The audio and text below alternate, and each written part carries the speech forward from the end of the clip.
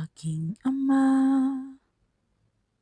Ikaw ang nagdala ng kabutihan sa aming puso. Laging nakagabay sa anumang panahon.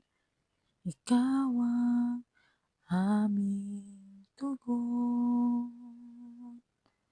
Aking Ama, kailangan ka namin sa lahat ng pagkakataon.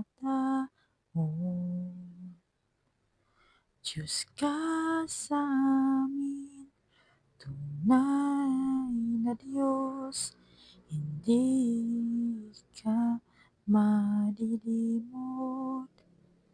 sapagkat ikaw ay dakilang lubos, dakilang lubos,